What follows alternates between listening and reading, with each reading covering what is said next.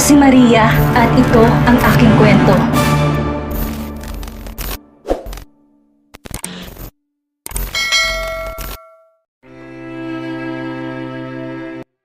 Marahas na tinulak ni Daniel ang isang lalaki na tatakpan ng sakong ulo, papasok ng isang silid. Dahil walang makita na dapa ito sa sahig. Umigik nang unang tumama ang tuhod nito sa semento. Shit! That hurts! Reklamo ng lalaki at sinubukan magpumiglas. Subalit natumba rin sa sahig dahil hindi nito nakuha ang balanse ng katawan dahil nakatali din sa likuran ng mga kamay nito. Dami mong sinasabi? Ani Daniel. Marahas pang hinablot sa kwero ng t-shirt ang lalaki at basta na lang pinaupo sa silyang naroon. Muling umangal ang lalaki. Mga hayop kayo? Hindi ba ninyo ako kilala? Hindi ba ninyo alam ang kaya kong gawin sa inyo? Kahit kaluluwa ninyo, kayang-kaya kong bilhin? Mga hayop! Di na natuloy pa ng lalaki ang nais sabihin nang muli itong mapaigik dahil biglang sikmuraan ni Daniel. Napayuko ito. Hinabol ang hininga sandali bago. Ano ba kasing kailangan nyo? Pera? Marami ako, bibigyan ko kayo. Pakawalan nyo lang ako ngayon. Hindi namin ang kailangan ng pera mong tarantado ka. Ang kailangan namin yung buhay mo. Ani Daniel, muling sinuntok sa panga ang lalaki. Agad tong napaungol sa sakit. Sandaling natahimik. Tumingin sa Daniel kay Sebastian na nooy nasa madilim na sulok ng silid. Hindi umaabot to ng liwanag mula sa mababang ilaw na nasa gitna ng silid kung saan nakaupo ang kanilang bihag. Nang sumenya sa Sebastian, agad na tumalima si Daniel at marahas na inalis ang sako sa ulo ng kanilang bihag. Tumambad ang dugoong mukha ni Sandro Gomez, ang kanilang bihag at isa sa pinakamayayamang negosyante sa Pilipinas. At ayon sa mga nakalap nilang ebidensya, itong utak sa pag-aambush sa pamilya ni Belle na kumitil sa buhay ng mga mahal nito sa buhay. The bastard owed billions in taxes, subalit ayaw nitong bayaran. Kung di pa to tinakot ng ama ni Josh na sasampahan ng kaso, marahil patuloy nitong kinayakaya ang batas at ang ahensyang kumukolekta ng mga buwis. It was supposed to be a victorious achievement, subalit yun din ang dahilan kung bakit nawala na maraming mahal sa buhay si Belle. Gusto mo na bang umuwi? Tanong ni Daniel maya-maya kay Sandro. Mahilo-hilo ang tumango si Sandro. Bueno, yaman din lang at masunurin ka na. Bibigyan kita ng 2 pagpipilian. Kusa mong aaminin ang kasalanan mo at pipirmahan mong statement na inihanda namin. O sasabihin namin sa iyong kasalanan mo. Pipirmahan mo ang statement na inihanda namin at lulumpuhin ka namin. Ani Daniel sa otorisadong tinig. Agad na bumadha ang takot sa mukha ni Sandro. Bahagyaring nanginig. Wala akong kasalanan. Muli, natumba sa baldosa si Sandro dahil sa lakas ng suntok na pinakawala ni Daniel. Don't play your games with me, you asshole. You know what you did. Sabi ng lalaki, kinuha ang hawak na bat ng isa sa mga tauhan nito na nasa gilid ng silid bago hinila ulit si Sandro pabalik sa upuan. Papikit na ang mga mata ni Sandro dahil sa hilo, kaya naman tinapik-tapik ni Daniel ang pisngi nito. Uulitin ko, pipirma ka o lulumpuhin kita? Nag-angat ng tingin si Sandro, naghabol ng hininga bago tumalim ang mga mata. Wala akong kasalanan. Then break your leg it is. Ani Daniel. Ako mang ihahampas ang hawak na bat sa lalaking kinakwestiyon sa balit nagsalita si Sebastian. Wait! Anong binata sa otorisadong tinig. Let me talk some sense into that bastard. How much taxes do you owe? Can you remember? Sandra scoffed, bumalik sa pagka-arogante. And who you are to ask me that? Teka, utos ba to ni Madrigal? Humalakak si Sandro. Hindi na kayo babayaran noon. He's dead. Apparently, he ain't smart enough to save himself or his family. May himig pang pagmamalaking sabi ng lalaki. Agad na nagpantig ang tenga ni Sebastian sa sagot ng lalaki. Ang hayop na to walang pagsisi. Killing him now would surely be an act of good riddance. Hit the bastard's leg. Utos na Sebastian, mabilis naman tumalima si Daniel. Nagpanik si Sandro at nanginig na umiling-iling. No! No! Subalit tila walang narinig si Daniel. Binaba niya ang kanyang bat at tinamaan ng lakas ang binti ni Sandro na nagpasigaw sa lalaki at namimilipit sa sahig, sa sakit. Hayop kayo! Kayong lahat. Hiyaw ni Sandro na mumula ang mukha. Ask him again. Baka may naaalala na siya. Sabi ni Sebastian kay Daniel. Naaalala mo na ba ang utang mo? Kung hindi pa, handa kong hampasin ang isa pang paa mo. Makakaalala ka na naman siguro nun, di ba? Di sumagot si Sandro. He just gritted his teeth and tried to wait out for the pain to stop, but it didn't. Ayaw sumagot. Hit his other leg. Kalmadong utos na Sebastian. No, no! Sasagot na. Umpisa ni Sandro na mimilipit pa rin sa sahig. 2.8 billion. That's what I owed. At anong ginawa mo sa taong naningil sa'yo sa utang mo? Sa Sebastian. I killed him and his family. Sandro confused and gritted teeth. He deserved it. Wala pang kumakalaban sa akin, siya lang. At ganyan din ang gagawin ko sa inyo kapag nakuwala ko rito ng buhay. Tandaan niyo yan. Di na natuloy pa ng lalaki ang sasabihin nito dahil muli nitong naundayan ang untsuntok ni Daniel sa panga na siyang nagpangyari para tuluyan tong mawalan ng malay. Tumayo na si Sebastian. Give him the paper once he wakes up. Force him to sign. After that, papuntay niyo na rito mga polis at ipapulot yan. Anang binata bago tuloy ang lumabas ng silid kasama ni Javier. Sir, sasabihin ko po ba agad kay Ma'am Alexandra ang balita? Anang assistant nang nasa sasakyan na sila pabalik ng syudad. Ako ang magsasabi kay Alexandra. What was she doing for the past few days anyway? Tanong ng binata. He had some of his men follow Alexandra para sa kanyang kapanatagan nang simulan niyang pag-iimbestiga sa kaso ni Belle. Nagsisimba raw po, sir. Tapos dumidiretso sa BRC pagkatapos. Tumangutango sa Sebastian. Now that he's done investigating, balik pagbabantay na naman siya kay Alexandra. But before that, kailangan niyang bisitahin ng kanyang lolo sa Switzerland. We will leave for Switzerland tonight. Ani Sebastian. Diretso na tayo sa airport, sir? Tanong ni Javier sa boss. Sinilip pa to sa rearview mirror. No, may pupuntahan muna tayo. Bibisitahin natin si Belle. I want to tell her the good news too personally. Anang binata bago ibaling ang tingin sa labas ng sasakyan. Sebastian? Ani Belle nang madatnan niya ang binata sa may lanay ng kanilang bahay. Honestly, wala siyang gana makipag-usap sa kahit kanino. Minsan, kahit sa Alexandra, iniiwasan din niyang makita. Di naman sa ayaw niya, subalit pagod ang kanyang isip. She just wants peace. But her mind was not giving that to her lately. Marami siyang iniisip. Tumayo si Sebastian mula sa kinaupuan nito. Tipid ng umiti bago bumati. I just want to pay you a visit. How are you, Belle? Kumarap si Belle, sandaling nag-isip ng tamang sasabihin sa pinsan ng kaibigan. I'm not good. Tumangot ako si Sebastian. Sorry but I did not mean to disturb you. Gusto ko lang sabihin na nahuli na ang may kasalanan sa pagkawala ng pamilya ng asawa mo. Alexandra and I had our men work on it overtime so that you can finally put your mind at ease. Justice has been served, Belle. Marahang nagbuga ng hininga si Belle. Nangunot noo. Justice?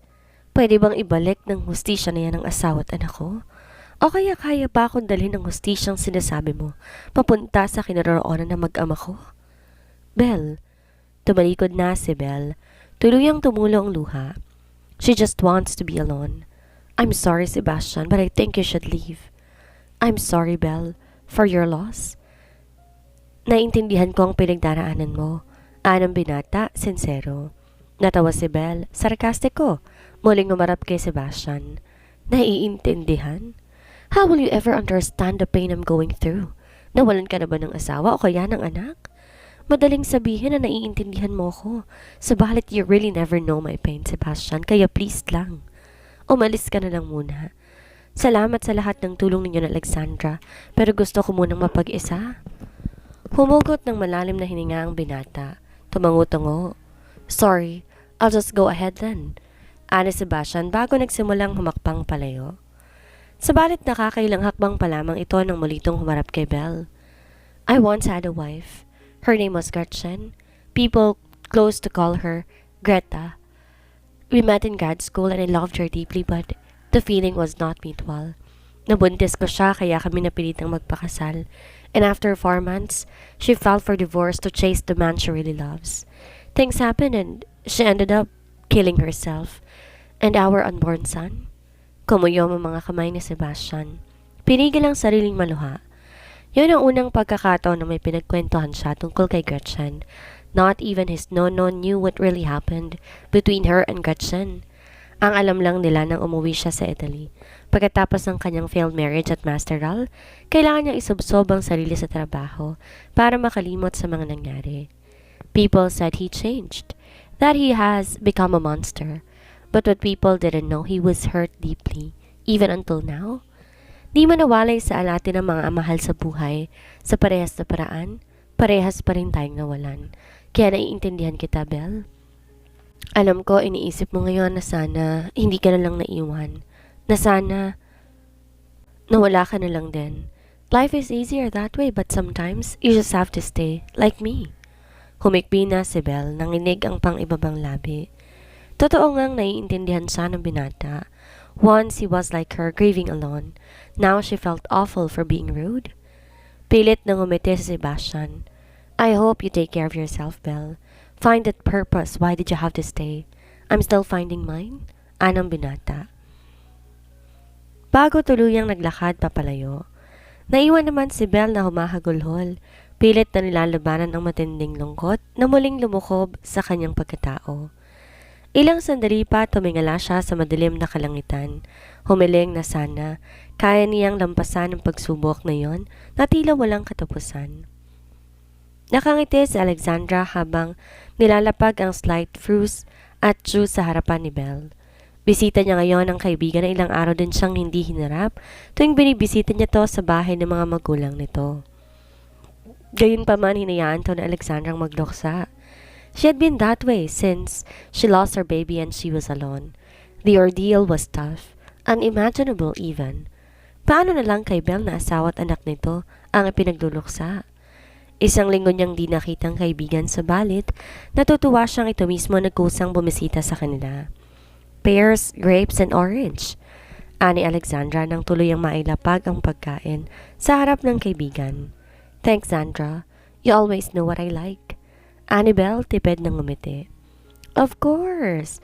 I always know what you like. That's what best friends do. Ani Alexandra umupo na sa katapat na sina ng kaibigan. Nasa lanay sila ng kanilang bahay sa Upper Heights Subdivision. Napagpasya nila ni Gilbert na tuwing weekends doon sila at sa weekends naman sa mansyon. I'm glad you're my best friend. Annabelle nangilid ang luha. And I'm glad you're mine. Sagot naman ni Alexandra. Ngumiti bago pinunasan ng luhang pumatak sa pisngi nito. Mabilis ay namig ni Belle ang sarili. I promised myself not to cry today, but here I am again crying. Natatawang sabi ng dalaga. It's okay if you cry, I won't mind. Umiling si Belle. Gusto ko nang turuan ang sarili kong wag umiyak, Sandra. Next week, arraignment na ni Sandro. Gusto ko kapag nakaharap ko ang gagong yon, matatag ako. Hindi ako papayag na makita pa rin niya akong laging umiiyak. Gusto ko sa arraignment pa lang, siya nang iiyak dahil makukulong siya habang buhay sa ginawa niya. Yes, that's my girl. That's the Belle I know. You have my full support on that. Ani Alexandra ngumiti bago marahang pinisil ang kamay ng kaibigan. Sandali pa silang nagkwentuhan ng kaibigan hanggang sa makarinig siya ng pagtitili sa may pool. Agad na napatayo si Alexandra. Sinilip ang anak at si Yayalin na naroon.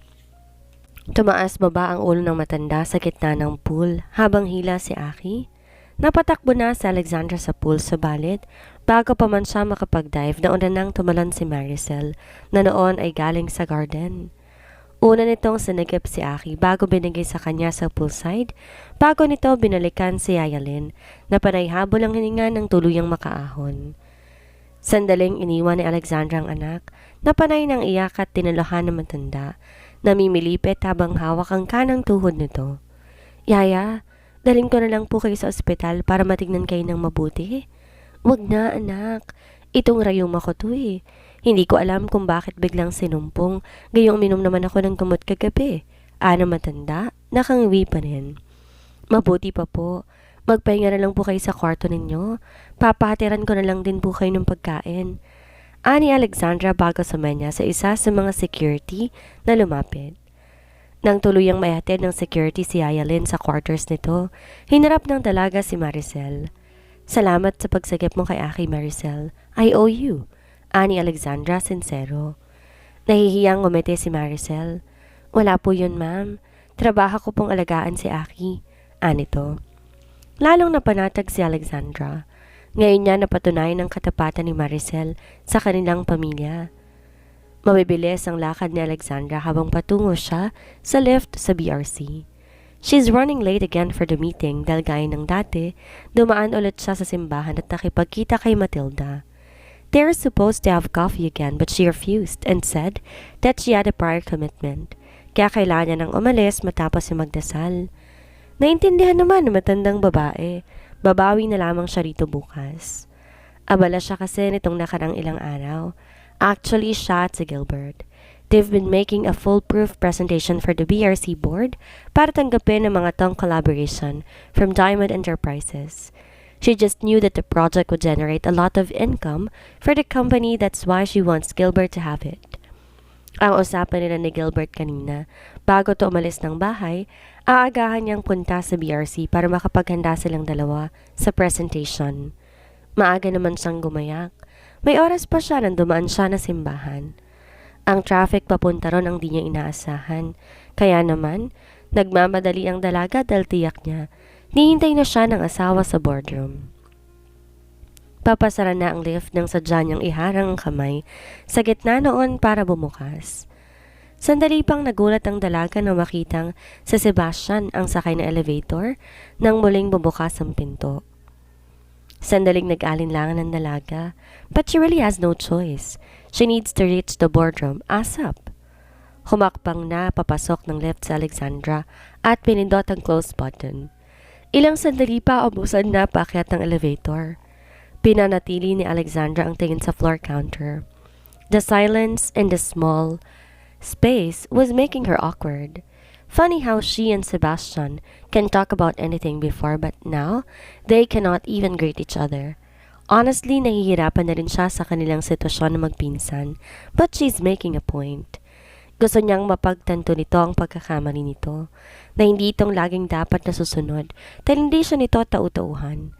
At lalong gusto niyang magkusa at humingi ng tawad sa mga ginawa nito na naging dahilan ng lalong paglaki ng di nila pagkakaunawaan ni Gilbert sa nakalipas na 5 taon. Actually, Sebastian's sorry would suffice. One sincere apology could make her forgive Sebastian dahil totoo naman. Pagbalik-balik na rin man niya ang mundo, iisang dugo ang dumadaloy sa kanilang ugat-dugong karpyo. Subalit, running late for the meeting? Pukaw ni Sebastian maya-maya kay Alexandra. His cousin looked tensed. Bagay na ngayon lang niya nakita. Alexandra is a top executive at TFC at kung bakit ito, tila balisag yung isang regular board meeting lang naman ang dadaluhan nito, hindi niya alam. Maybe something happened while he was away or busy? Yes, I thought you'd be there earlier. Kanina ka pa dumating from Switzerland, di ba? Ani Alexandra. Nasa floor counter pa rin ang mga mata. Alam niyang dumating na to dahil tinawag yun ni Fernando sa kanya. I got stuck in traffic. Ikaw? Same. By the way, how's Nono? Kumurap si Sebastian. Sandaling nag-isip ng sasabihin. He is fine. He's making a progress with his walk. Sabi niya, sana raw sa sunod na bisita ko sa kanya, isama ko na kayo ni Aki. He misses you too, Alexandra. You should consider. Bumigat ang dibdib na Alexandra dahil sa sinabi ng pinsan. She really felt guilty na pati si Don Fausto'y tinitikis niya dahil kay Sebastian. But again, what can she do? Sebastian is such a prick. Maninindigan siyang hindi kikitain ng abuelo hanggat hindi ito nakakauwi ng Italy. I will meet him pagbalik niya sa Italy. Isasama ko si Gilbert. Sebastian chuckled. And how will you explain to Nono the presence of your jerk husband? Kumuyom ang mga kamay ni Alexandra. I will tell him every single evil thing that you did to us, Sebastian. I'm sure by then, Nono will understand. Naningkit ang mata ng binata. So you want to paint me as the bad guy? You are the bad guy, Sebastian. Admit it. Sebastian chuckled, amused. Well, this bad guy just helped your friend find her husband's killer, Alexandra. Parahang nagbuga na hininga si Alexandra. Hinamig ang sarili. Tinawag yun ni Fernando sa kanya noon bago umalis sa Sebastian patungo Switzerland. Hindi pa niya to napapasalamatan. Well, thank you for helping, Belle. I really appreciate that, Sebastian. Ani Alexandra sa mababang tinig. Sincero, don't mention it. I told you, a carpet never forgets and goodwill done to any of them. Right? Kung sana ganyan ka rin kabuti sa akin, hindi sana tayo ganito. Magkadugo, subalit nagbabangayan, Sebastian. Ikaw lang ang nangaaway, Alexandra. I've always been calm when dealing with you, gentle even. Humalakak si Alexandra, sarcastiko.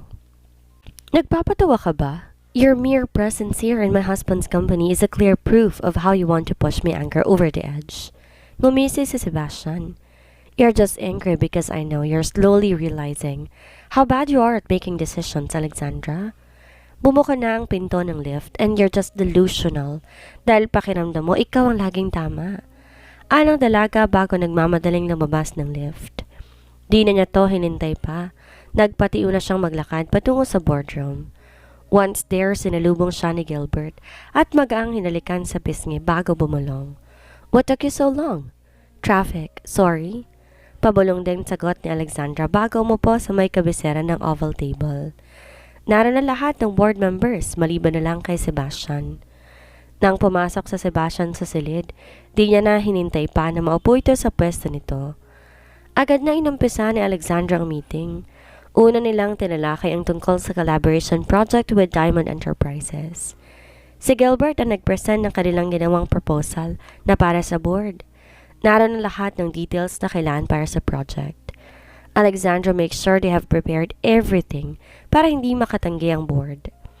Kailangan lang nila yung unanimous decision ng board at maayos na ang proyekto. Nang matapos ang presentation, nagsalita agad si Alexandra. Pumunta tayo sa pagboto pagkatapos, gaya na napagkasundoan nating lahat bago natin simulan ang pagpupulong. Kakailanganin natin na nagkakaisang boto para matuloy ang proyektong to. Lahat ng pabor sa proyekto ng pakikipagtulungan sa Diamond Enterprises, mangyaring itaas ang inyong kamay. Di na naituloy pa ni Alexandra ang nais sabihin nang biglang tumayo sa Sebastian sa kinaupuan nito. I object, Mrs. Romualdez. I don't want this project to push through. Anang binata, nakangisi. Masayang pinanood ang pagyatgyat ni Alexandra. Pagkatapos, naningkit na ang mga mata ni Alexandra. Kumuyom ang mga kamay. Alam niyang sa Sebastian ay magpapahirap sa kanya para sa kanila. Kaya hindi siya nabigla sa pagtutol nito. Alam kong ginagawa mo lang to. Para pahirapan ako, Mr. Carpio. We have unsettled differences. Ngunit tingnan mo ang natitirang bahagi ng board. Lahat sila'y sumasang-ayon sa akin. Gusto nilang matuloy ang proyekto na to. Ani Alexandra, kalmadong tinig. Ngumisi si Sebastian. Really? I don't think that the board agrees with you, Alexandra. Hindi ba, Mr. Regalado? Sumulyap si Alexandra sa matandang lalaki. Umiwas to ng tingin bago dahan-dahang tumayo. I'm sorry, Alexandra. Sa estado ng BRC ngayon, hindi makabubuti na maglalabas pa tayong ng malaking halaga para sa collaboration na hindi naman pangmasa. My vote is a no. Anito. My vote is no too. Sabi ng isa pa. Me too, no. Segunda pa ng isa. Napalunok si Alexandra. Lalong hinigpitan ng pagkakakayom ng mga kamay nang magsimulang manginig ayon.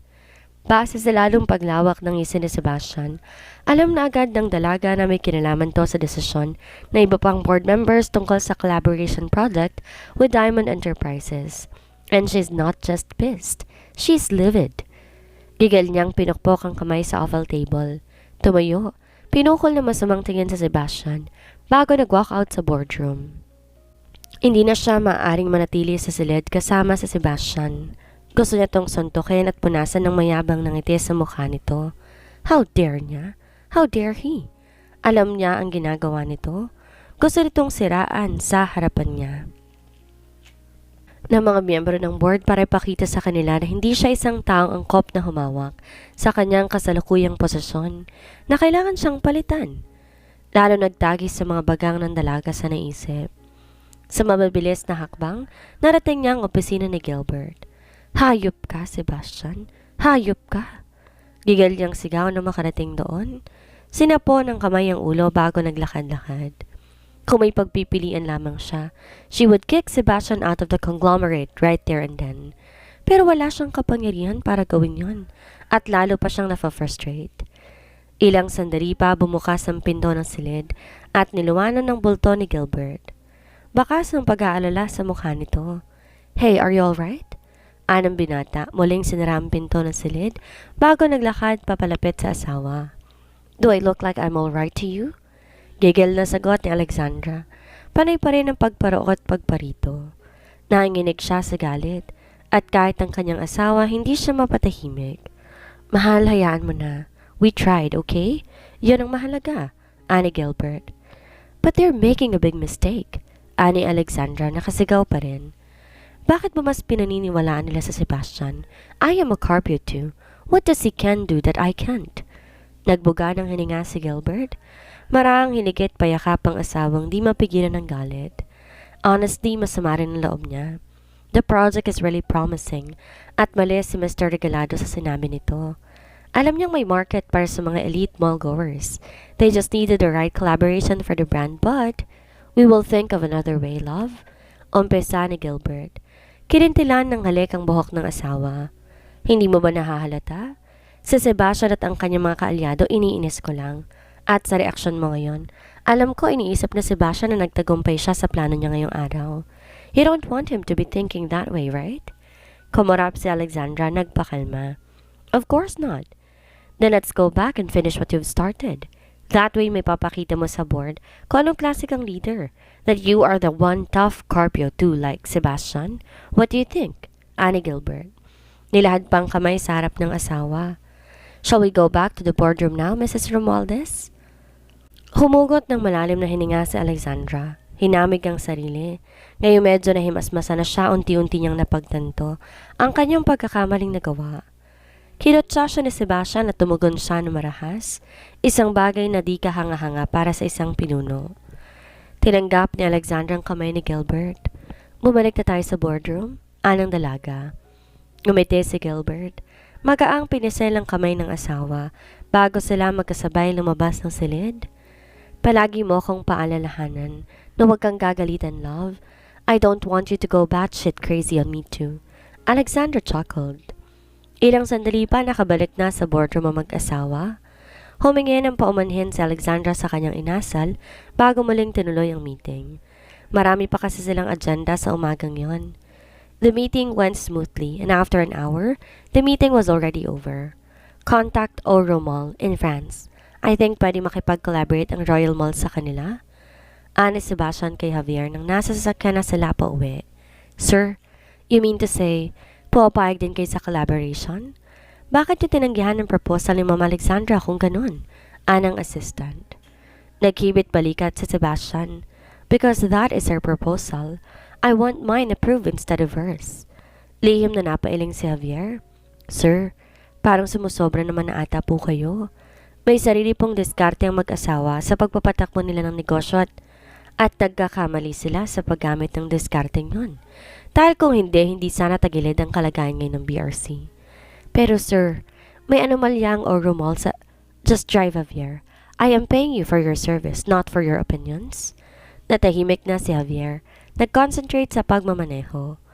Palala ng palala ang kanyang boss. Talagang sadyang ginagalit nito ang pinsan at di niya alam kung saan yun hahantong. "Anyway, do you know what keeps Matias busy these days?" Pukaw ni Sebastian kay Javier maya-maya. Matagal na silang di nagkikita na mahigpit na kalaban sa negosyo na si Matias de Alexos. Ang huli ay nang may bilhin siyang vineyard sa Tuscany. Nagagawan ulit sila sa property na yun. Fortunately, he won. Matias will always be a loser as long as he lives. Nasa Greece po siya, sir. Nasa resort ng kanilang pamilya. Umpisa ni Javier. Pero sasali siya sa auction ng isang prime lot sa New York sa susunod na linggo. Book me a flight to New York next week then. A building near Times Square seems to be a good idea. Ani Sebastian bagong umisi. Ano kaya ang malalaman ni Sebastian na labis niyang ikakabahala? Ano kaya ang gagawin ni Matilda na labis ikakagulat ni Alexandra? At ano kaya ang tunay na kulay ni Maricel? Yan ang ating aalamin sa susunod nating kabanata.